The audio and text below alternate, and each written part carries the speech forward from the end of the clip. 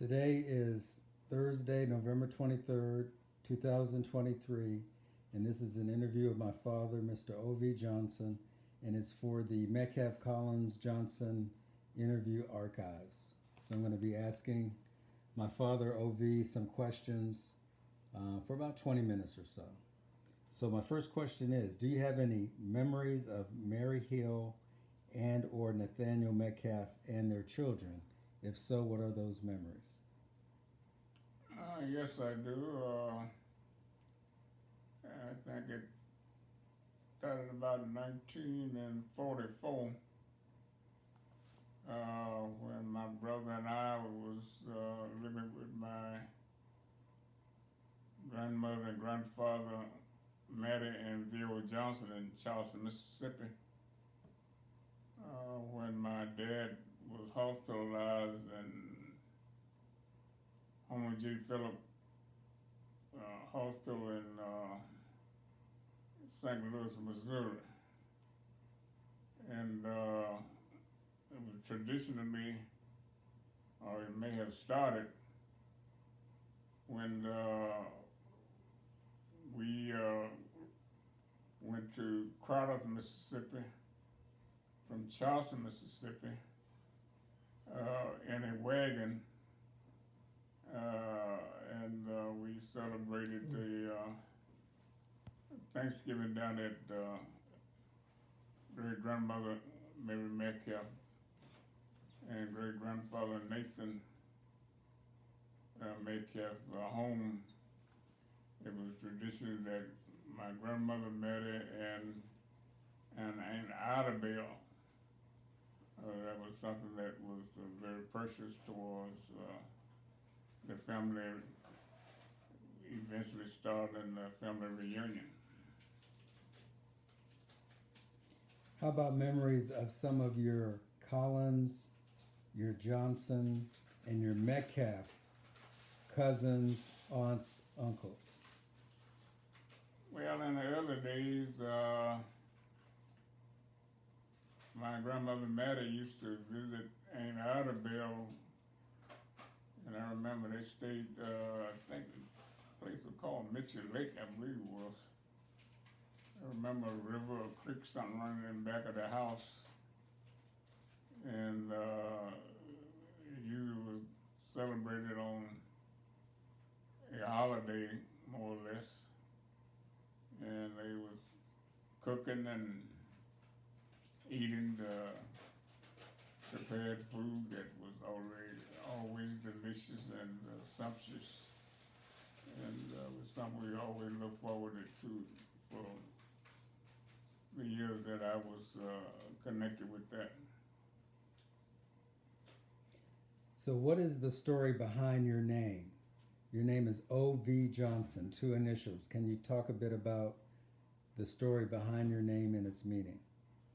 Well, my grandfather, Viola Johnson, for some reason or another, had the privilege of naming myself and my cousin, Viola Johnson, which is Uncle Ned. And Uncle Ned and Grandpa Viola are brothers. I don't know what gave him the privilege of naming both of us, but he named me O.V. because Viola, I think, was born 1 week before I was. Was there a chore that you had to do when you were really young that you disliked a lot? Talk about that chore. What was that question again?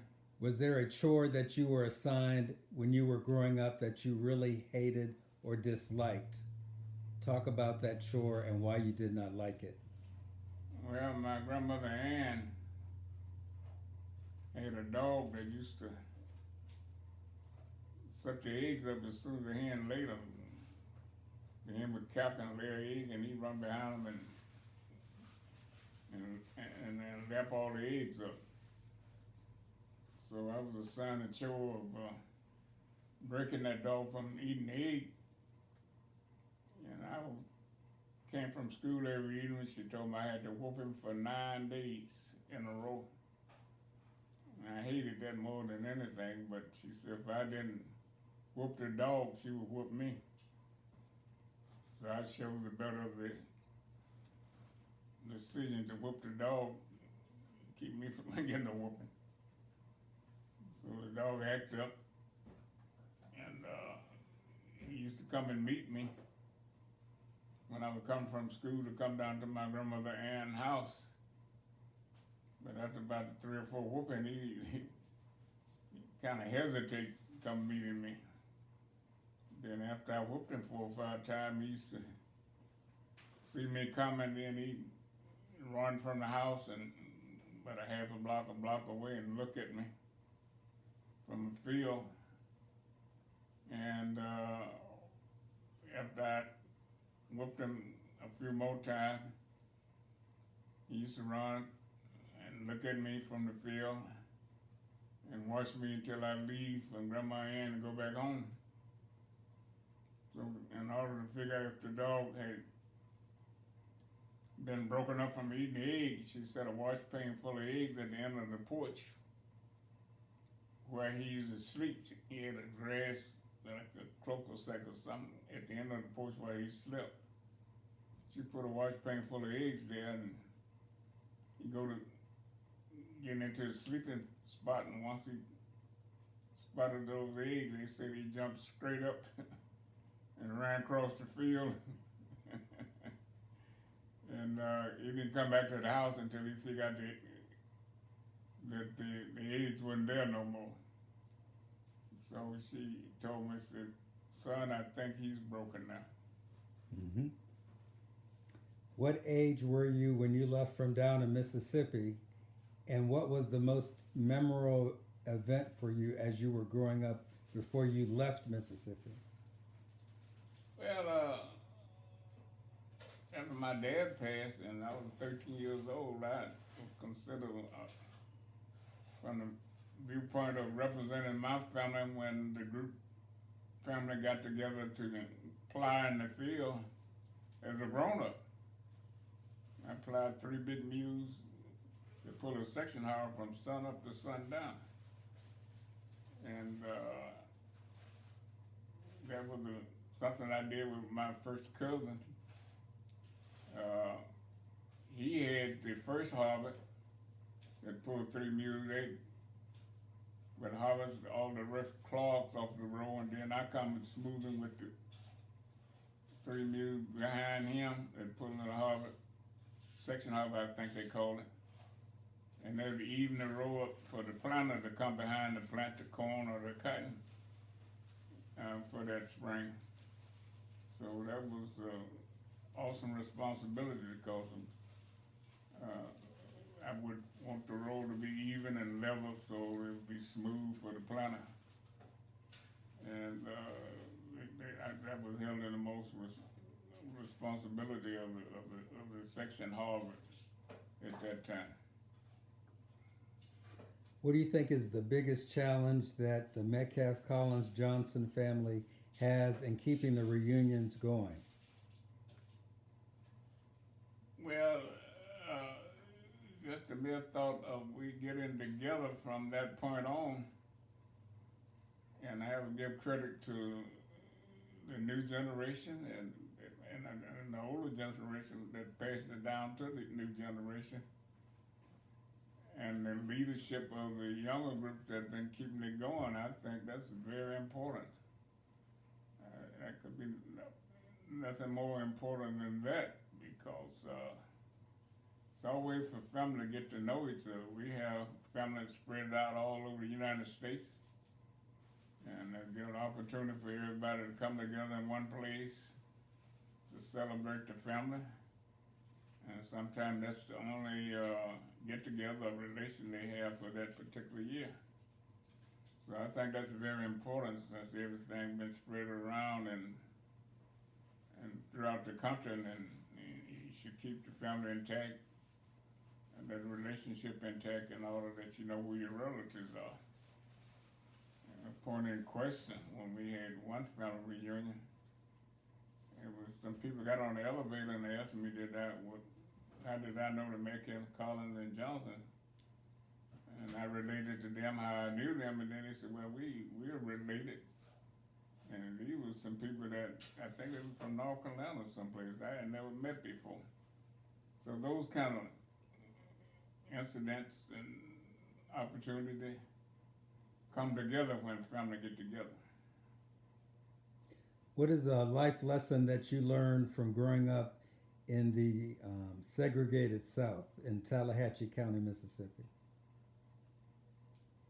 Well, one thing I learned as the elder of my brothers and sisters and taking on the grown-up experience that you mature and you grow up faster than the younger people do today. They have little or no responsibility to take on these days, other than to try to stay out of the little gangs and things that's in the major cities. Back then, you had a responsibility sometime, like I was the head of my family, and you had to take on the grown-up responsibility, and I was 13 years old. So that would be unheard of now, you know. That kind of thing is out of the question for a young person at 13-year-old today. What other advice, counsel, or wisdom would you share with members of the Metcalf, Collins, and Johnson based on your life experiences? Well, my advice is to keep it going. You'd be surprised how far and how valuable it is to the family relation. I'm sure a lot of the close unity of the family goes with the family when they're separated in different locations of the country, that they have a responsibility toward the family group. You don't want to embarrass your family. You don't want to be heard of in any kind of trouble.